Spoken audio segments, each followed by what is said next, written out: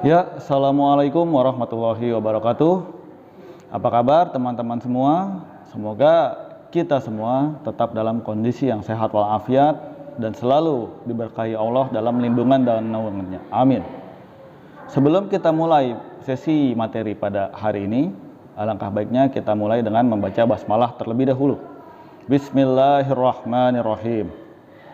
Baiklah, Rasulullah Shallallahu Alaihi Wasallam pernah bersabda, Innallaha jamilun yuhibbul jamal. Sesungguhnya Allah itu indah dan mencintai keindahan. Baiklah, sebelum kita mulai materi pada kali ini, jangan lupa kalian persiapkan dulu buku catatannya dan alat tulisnya. Keep watching and stay focus. Ya, untuk materi pembahasan seni budaya di kelas 9 semester 1 pada bab pertama itu adalah terkait dengan seni lukis dengan berbagai bahan dan teknik. Sebelum kita bahas, ada beberapa poin yang akan kita lalui dalam pembahasan ini. Yang pertama yaitu sejarah seni lukis di Indonesia, unsur dan prinsip seni lukis, aliran seni lukis, media, alat, dan bahan seni lukis, dan yang terakhir adalah teknik melukis. Oke, kita langsung mulai aja. Untuk yang pertama yaitu adalah sejarah seni lukis Indonesia. Seni lukis di Indonesia ternyata sudah ada sejak sangat lama, bahkan dari zaman prasejarah. Ada beberapa bukti yang bisa dikaitkan. Misalnya seperti contoh gambar berikut ini. Setelah itu perkembangannya masuk seni lukis berada di zaman Hindu klasik Indonesia.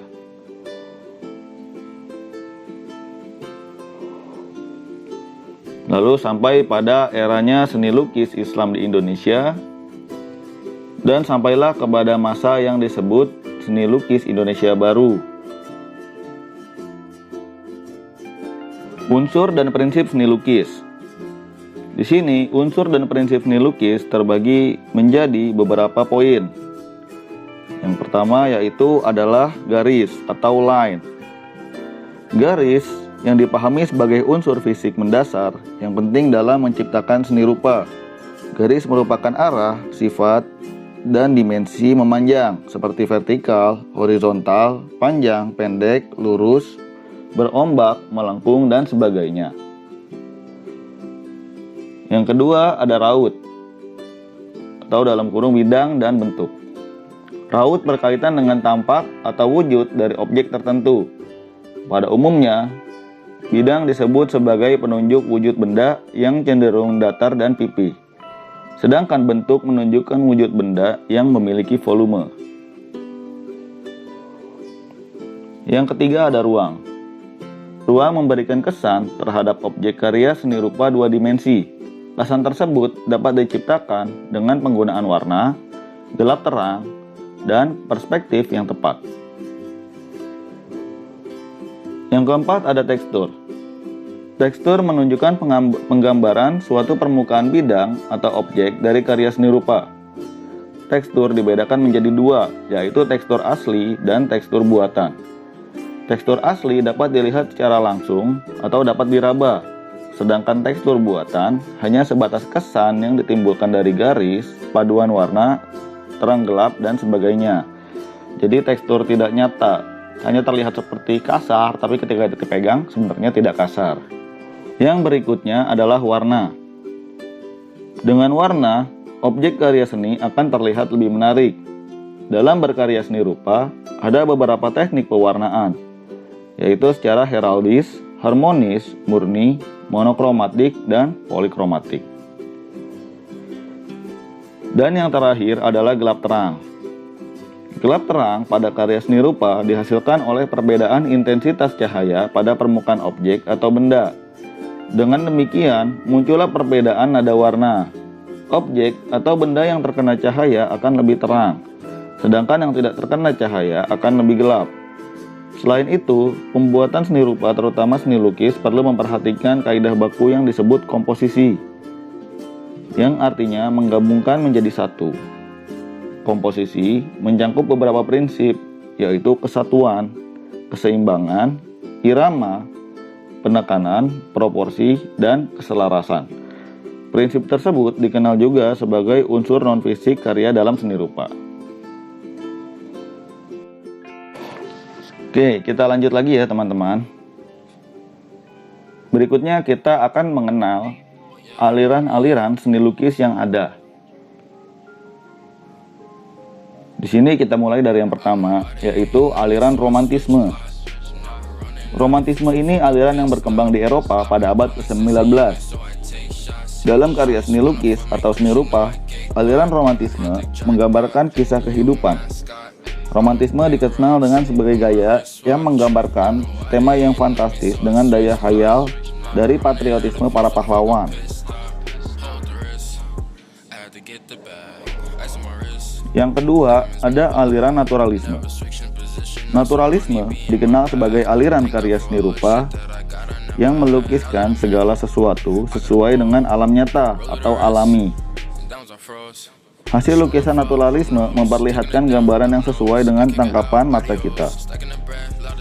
Dibuat semirip mungkin dengan bentuk nyatanya. Biasanya, naturalisme cenderung menampilkan objek-objek yang bentuknya berkesan lebih indah.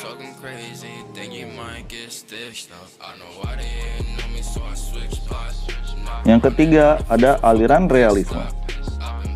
Realisme menggambarkan realitas yang sebenarnya. Apa adanya, lukisan realisme sering menampilkan objek dalam kehidupan nyata. Tidak dibuat-buat, tidak diubah-ubah, sesuai dengan kondisi yang ada. Jika kondisi suatu tempat tersebut yang kita lukis kotor atau penuh sampah, maka yang digambarkan pun sesuai dengan demikian. Yang keempat adalah aliran impresionisme. Impresionisme memulai dikenal pada tahun 1874. Impresionisme menjadi aliran karya seni rupa yang menganggap bahwa benda memiliki ketidakpastian bentuk karena cahaya. Cahaya matahari mempengaruhi benda tersebut. Lukisan impresionisme dibuat secara langsung dan cepat dengan melihat unsur cahaya, warna, dan garis. Dengan demikian, para pelukis impresionisme sangat bergantung pada cahaya dan sudut pandang saat melukis, sehingga mengubah bentuk benda atau objek menjadi berbeda. Lukisan berdasarkan perputaran matahari atau arah timur ke barat, sehingga lukisan yang dihasilkan terlihat seperti tidak mendetail. Jadi agak seperti kabur.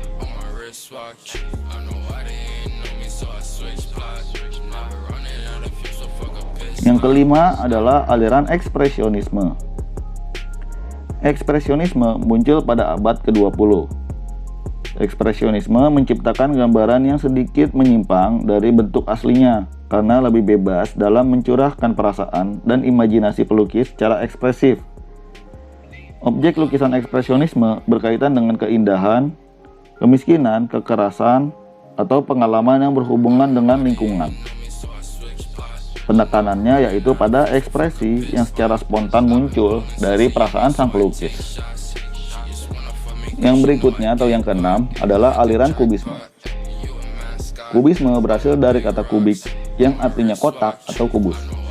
Kubisme memberikan pandangan bahwa bentuk dasar benda adalah kubus atau kotak. Pandangan tersebut mengubah cara pendekatan dalam melukis. Objek lukisan dapat dipecah-pecah dan ditampilkan berbagai sisi. Dengan demikian, kubisme dapat diartikan sebagai aliran dalam seni lukis yang menyederhanakan objek dalam bentuk geometris. Berikutnya yang ketujuh adalah aliran abstrak. Aliran abstrak menggambarkan hasil lukis dengan objek yang hanya diketahui oleh pelukisnya.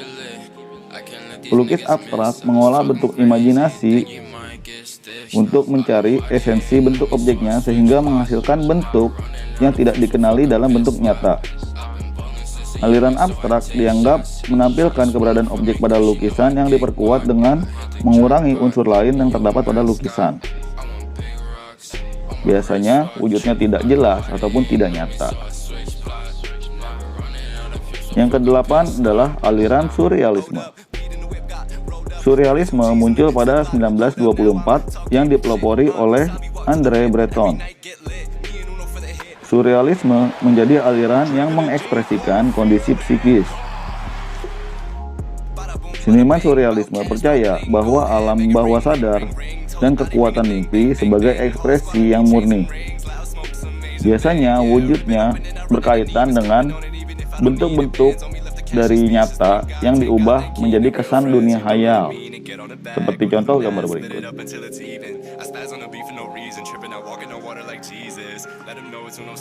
Yang berikutnya atau yang ke-9 ialah aliran klasikisme.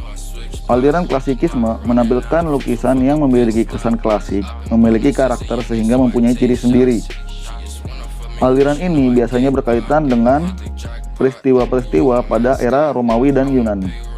Lukisan bergaya klasik ini biasanya berisi cerita tentang lingkungan istana, objek dan wujud hiperbolis, menggunakan batasan warna yang bersih dan statis, raut muka yang tenang, dan terkesan agung atau berbentuk selalu seimbang dan harmonis. Yang berikutnya, yang ke-10 adalah aliran pointillisme. Aliran pointillisme menciptakan lukisan yang dibuat dari sekumpulan titik. Titik-titik tersebut disusun menjadi suatu bentuk yang memiliki kesan seperti benda yang tidak terbuat dari titik. Namun bila dilihat secara langsung, maka lukisan tersebut sebenarnya dibuat dari kumpulan titik-titik yang disusun menjadi banyak.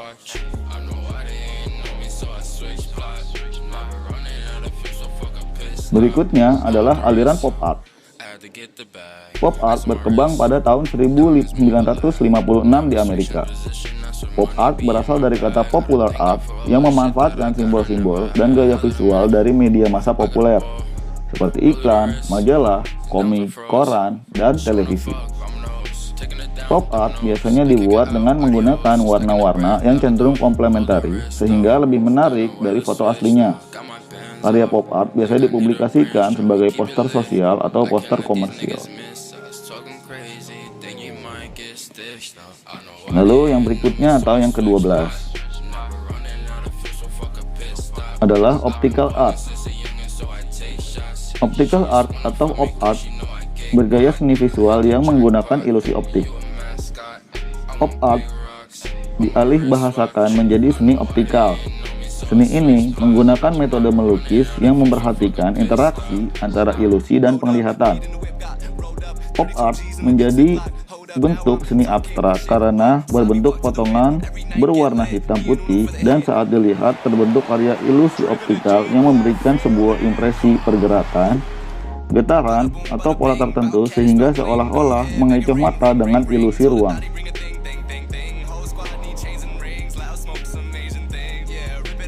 Dan yang terakhir atau yang ke-13 adalah aliran trick art. Trick art menciptakan lukisan 2 dimensi dengan ilusi visual sehingga terlihat seperti nyata 3 dimensi. Trick art memanipulasi daya pandang manusia yang sering disebut dengan ilusi optik. Dengan perspektif, paduan warna, dan teknik pencahayaan yang detail. Efek 3 dimensi akan tercipta dari rangkaian lukisan pada objek datar. Oke, kita masuk kepada poin yang berikutnya, yaitu media dan alat bahan seni lukis. Yang pertama kita bahas dari media terlebih dahulu. Untuk media dalam seni lukis, ada beberapa benda yang dapat kita jadikan sebagai media lukis. Yang pertama yaitu kanvas. Lalu ada kertas halus atau kertas gambar, dinding, gua. Tapi kalau untuk gua biasanya digunakan oleh orang-orang terdahulu, namun jarang digunakan oleh orang-orang di era sekarang. Lalu yang terakhir adalah telur. Alat dan bahan melukis. Yang pertama ada alat untuk melukis. Alat yang diperlukan untuk melukis yang pertama yaitu kuas, palet, pembersih kuas, easel. Untuk easel sendiri berfungsi untuk menjepit kanvas yang telah diberi frame. Namun untuk easel ini tidak terlalu fungsi karena kita bisa memanfaatkan posisi atau dudukan lain sebagai pengganti dari easel jika tidak punya. Yang berikutnya adalah bahan. Untuk bahan melukis ada beberapa bahan yang bisa kita gunakan. Yang pertama ada cat minyak, cat air, cat akrilik, ataupun cat poster. Untuk teknik melukis, di sini terdapat 5 teknik. Yang pertama adalah teknik akuarel. Teknik akuarel menciptakan lukisan dengan sapuan warna yang tipis sehingga terlihat seolah-olah tembus pandang. Yang kedua adalah teknik plakat. Teknik plakat dilakukan dengan menggunakan cat air, cat akrilik, atau cat minyak dengan sapuan warna yang tebal dan kental, sehingga lukisan memberikan kesan yang tampak pekat atau menutup. Yang ketiga adalah teknik spray.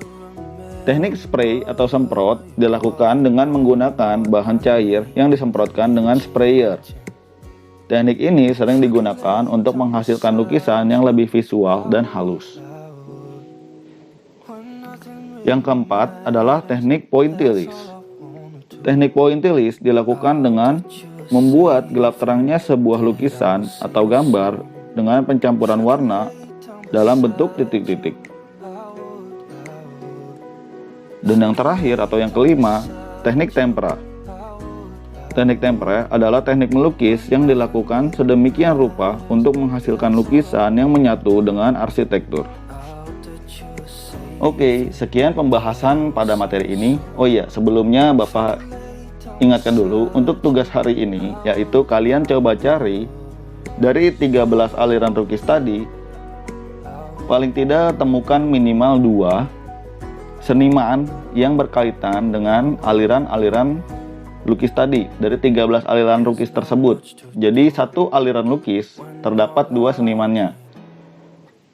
Silakan ditulis dan dicatat siapa saja seniman yang terkait atau yang memiliki passion di aliran-aliran tersebut. Untuk pertemuan pada pekan berikutnya, kita akan mencoba praktik langsung membuat lukisan. Namun, pada kali ini, kita akan membuat lukisan tidak menggunakan media cat ataupun menggunakan alat-alat seperti kuas ataupun kanvas. Alat yang akan kita gunakan adalah menggunakan sebuah aplikasi lukis melalui media smartphone atau tablet. Nah, Bapak akan menyarankan salah satu aplikasi yang akan kita gunakan, yaitu aplikasi sketsa yang dibuat oleh Corporation Sony. Bagi yang belum punya, nanti bisa minta langsung ke Bapak, akan Bapak kirimkan. Atau mungkin kalian punya aplikasi lain yang sudah kalian biasa gunakan, silahkan saja, boleh. Jadi tidak harus dari aplikasi yang Bapak berikan.